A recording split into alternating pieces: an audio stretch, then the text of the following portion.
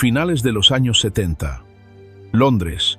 Un periodista de moda abre su columna dominical en The Times y escribe una sola frase sobre un diseñador francés de origen italiano. Emmanuel Ungaro tiene un gran encanto. Lo lleva alrededor del cuello. No era un insulto. Era la descripción perfecta de un hombre que convirtió la timidez en elegancia, que aprendió a cortar tela con las manos de su padre sastre en un pequeño taller de Provenza, que entró en el atelier de Cristóbal Balenciaga.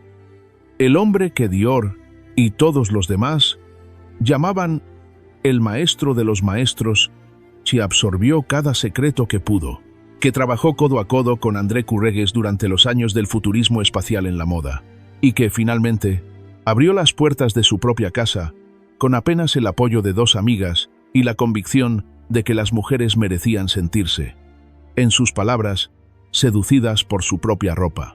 Esta es la historia de Emmanuel Ungaro, el hombre al que muchos llaman el último gran couturier, y la historia de cómo un hijo de inmigrantes italianos, huyendo del fascismo, terminó vistiendo a Jacqueline Kennedy Onassis, a Catherine Deneuve, a Bianca Jagger, y construyendo uno de los nombres más influyentes de la alta costura del siglo XX. 13 de febrero de 1933. Aix-en-Provence, Francia. Nace Emmanuel Ungaro, el segundo de 6 hijos. Sus padres habían huido de Francavilla Fontana, en la provincia de Brindisi, Italia. ¿Por qué huyeron? Por la dictadura fascista. Su familia tenía ideas políticas opuestas al régimen de Mussolini, y en la Italia de los años 30, eso significaba peligro real. Así que cruzaron la frontera y se instalaron en Provenza. El padre de Ungaro era sastre, un oficio que en la Italia y la Francia de aquella época significaba trabajo duro, manos curtidas, jornadas larguísimas con poco reconocimiento, pero también significaba algo más. Una manera de ver el mundo a través de la tela, y desde muy joven, el padre le puso en las manos al pequeño Emmanuel una máquina de coser, no como un juguete, como una herramienta, como el comienzo de un oficio que pasaría de generación en generación.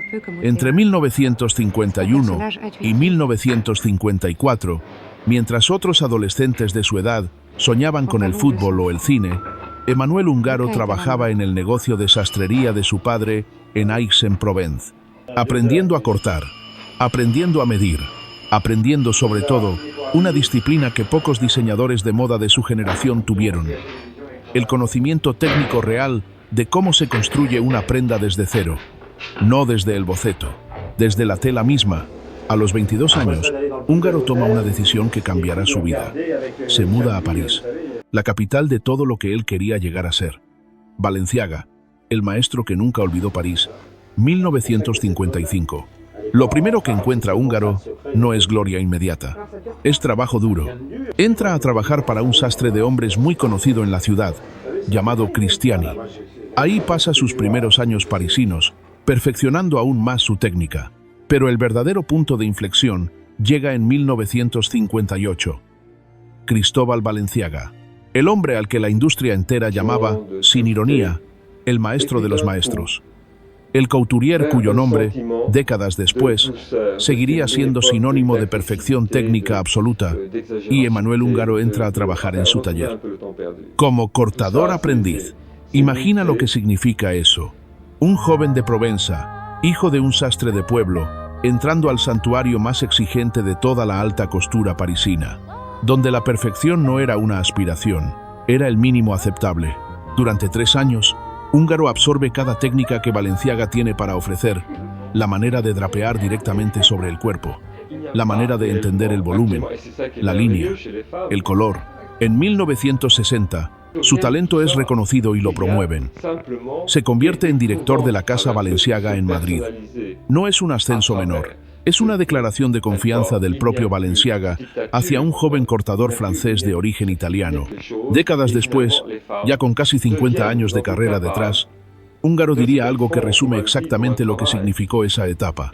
Mi formación temprana en el atelier de Balenciaga me enseñó sobre línea y color.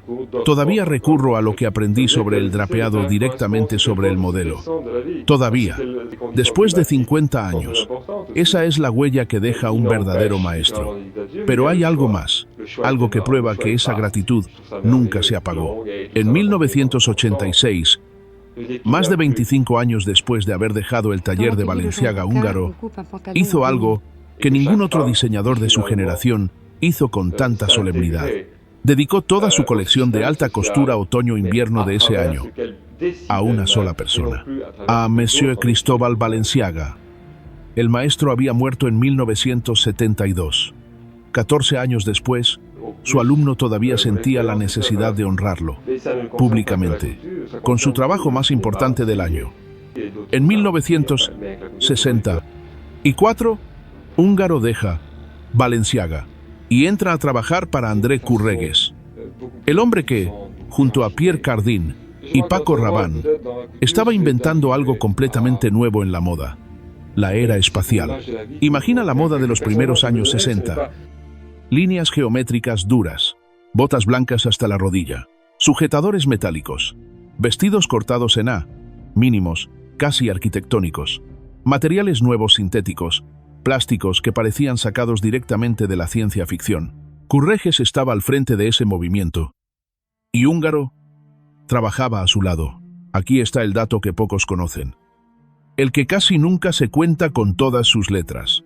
Según varios historiadores de moda, muchos de los diseños más exitosos atribuidos a Kurreges durante esos años podrían haber sido, en realidad, creaciones de Emanuel Ungaro.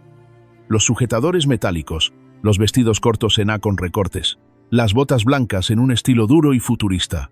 Todo eso, el ADN visual completo de la era espacial, pasó por las manos de Ungaro mientras trabajaba bajo el nombre de otro hombre. Años después, ya con su propia casa establecida, ya siendo Emanuel Ungaro, y no el asistente de nadie, el propio diseñador miraría hacia atrás a esa época con una frase que sonaba casi a confesión. Llamó a ese estilo, el suyo propio durante esos años con Kurreges, falso modernismo. Una manera elegante de decir, aquello no era completamente mío, y aquello no era completamente yo. Pero la experiencia, aunque incómoda en retrospectiva, le dio algo invaluable: disciplina técnica, comprensión profunda de la geometría en la ropa, y sobre todo, la certeza de que necesitaba su propia voz. Una voz que no sonara como Balenciaga, ni como Kurreges, sino exclusivamente como Húngaro. 1965. Emanuel Ungaro tiene 32 años, y decide que es momento.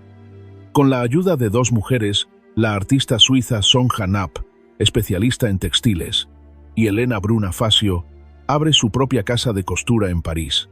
Y el momento no podía ser más oportuno. Kurreges, su antiguo jefe, estaba en pleno apogeo de éxito comercial, pero, paradójicamente, hizo una pausa en sus actividades en ese exacto periodo, lo que dejó un vacío con la forma exacta del estilo que Ungaro ya dominaba a la perfección. Sus primeros seguidores llegaron casi inmediatamente, porque conocían ese estilo. Lo habían visto antes, solo que ahora tenía un nombre diferente en la etiqueta. Para 1967, Ungaro establece su atelier permanente en el número 2 de la Avenue Montaigne, la misma avenida donde, años más tarde, coincidiría con las casas de Dior y de otros grandes nombres de la alta costura. Una dirección que por sí sola ya comunicaba algo sobre las ambiciones del diseñador. Y aquí es donde empieza a emerger el verdadero Ungaro. No el aprendiz de Balenciaga, no el asistente de Kurreges, el hombre con su propia visión, aunque era, según quienes lo conocieron, una persona de hablar suave y discreto. Tenía fama de usar colores intensos y estampados atrevidos sin ninguna disculpa. Odiaba la ropa aburrida. Decía que la ropa aburrida hacía que las mujeres se vieran vestidas de una manera triste. Quería que su ropa fuera sofisticada y que le recordara a las mujeres su poder de seducción. Su poder de seducción, no el deseo de ser deseadas. Su propio poder. Esa distinción sutil pero fundamental define toda la filosofía de diseño de Ungaro durante las décadas siguientes. Si hay una década que define a Emanuel Ungaro por completo, es la de los años 80. La moda de esa época buscaba mujeres de hombros anchos, siluetas agresivas, poder visual inmediato. Ungaro interpretó esa exigencia de una manera completamente distinta a sus contemporáneos. En lugar de dureza, eligió un drapeado de estilo eduardiano.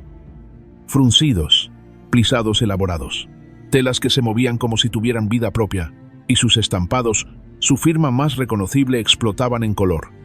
Flores gigantescas, mezclas audaces, combinaciones que ningún otro diseñador se atrevía a intentar. El resultado, un look voluptuoso, intensamente femenino, casi coqueto. Y el público, las mujeres reales, no solo la crítica lo amó. Aquí está algo que muy pocos seguidores de moda saben. Ungaro afirmó públicamente que durante esos años se inspiraba en los cuartetos de cuerda de Beethoven para crear sus colecciones. Piénsalo un momento. Un hombre que escuchaba música de cámara clásica estructurada, matemática, emocionalmente intensa, y la traducía en capas de tela floral, en drapeados que parecían movimiento congelado. No hay una explicación lógica de cómo Beethoven se convierte en un vestido de seda fucsia, pero en las manos de Ungaro ocurría. Toda la obra de un creador necesita un rostro que la encarne. Para Ungaro, ese rostro fue la actriz francesa Anouk Aimée. Amiga suya durante muchísimos años, Aimée se convirtió en su musa personal. Apareció en las campañas publicitarias de la casa durante toda la década de los 80. Y Ungaro hablaba de ella no como una simple modelo contratada, sino como la inspiración viva detrás de cada colección.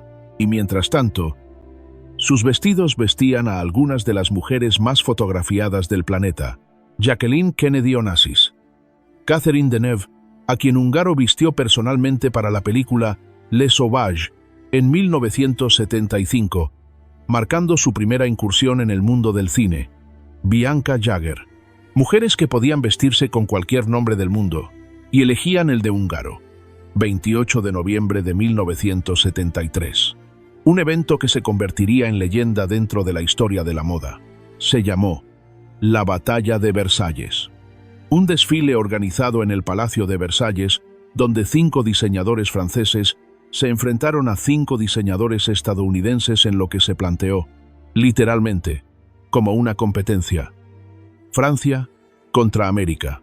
La tradición de la alta costura contra la energía emergente del diseño americano.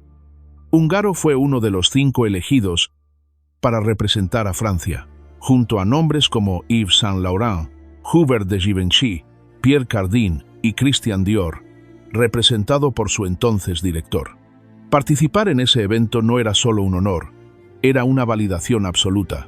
Significaba que, apenas 8 años después de abrir su propia casa, Emmanuel Ungaro ya era considerado uno de los 5 nombres más importantes de la alta costura francesa, al mismo nivel que Saint Laurent, al mismo nivel que Givenchy, el hijo del sastre de Provenza, compartiendo escenario con los dioses de la industria. Para entender completamente a Ungaro, hay que entender también al hombre de negocios detrás del artista. En 1973, lanza su primera colección de ropa masculina, Ungaro Uomo. En 1983, una década después de haber concebido la idea, lanza su primer perfume, Diva. El nombre lo dice todo sobre la mujer que Ungaro imaginaba como su clienta ideal. No una mujer discreta, una diva. Para 1989, la operación de Ungaro había crecido hasta convertirse en algo verdaderamente impresionante. 2 colecciones de alta costura al año, 2 líneas de Pret a porter femenino incluyendo Parallel, lanzada en 1971, y líneas de precio más accesible, como Ter y Solodona, pensadas para llegar a un público más amplio sin sacrificar completamente la identidad de la marca. Ese mismo año, la Escuela del Instituto de Arte de Chicago estableció una beca con su nombre, financiada por Marshall Fields, en reconocimiento a su legado como diseñador. Un sastre de pueblo, convertido en nombre detrás de una beca universitaria americana. Después de Diva llegaron más fragancias. Senso en 1987, Ungaro en 1991, Emmanuel Ungaro Formen también en 1991.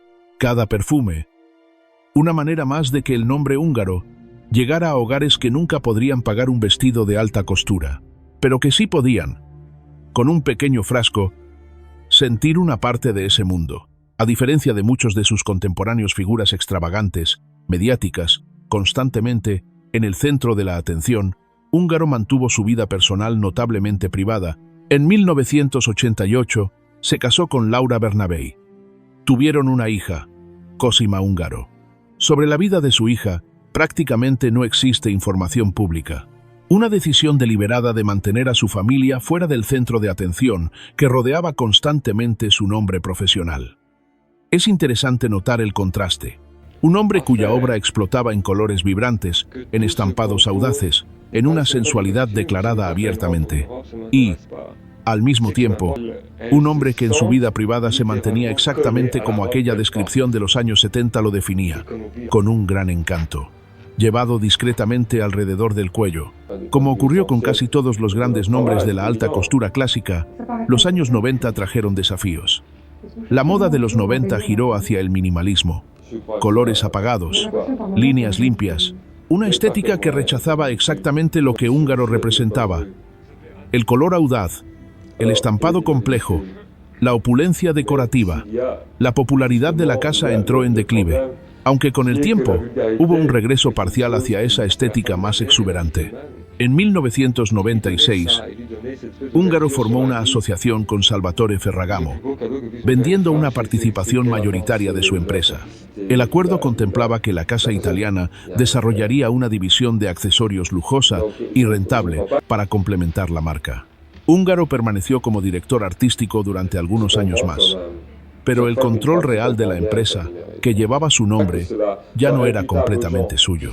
En 2005, a los 72 años, Emanuel Ungaro se retiró completamente. Vendió la marca, con toda su historia acumulada, a un empresario americano llamado Asim Abdullah, por $84 millones. El precio de 4 décadas de trabajo, de un nombre construido desde cero, del legado de un hijo de sastre, que llegó a vestir a una de las mujeres más fotografiadas de la historia del siglo XX.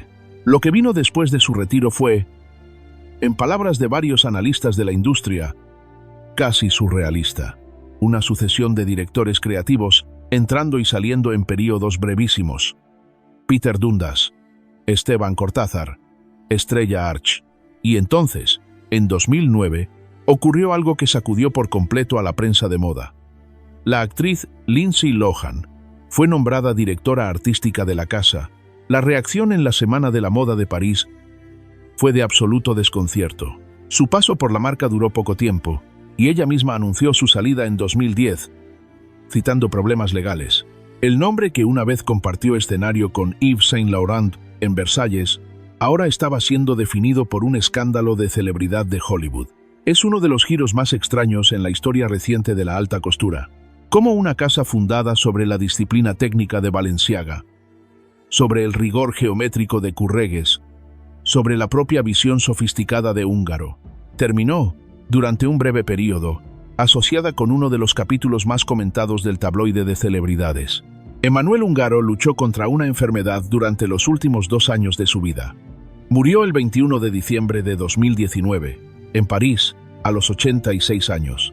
Muchos en la industria lo describieron, en sus obituarios, con una frase que resume perfectamente su lugar en la historia.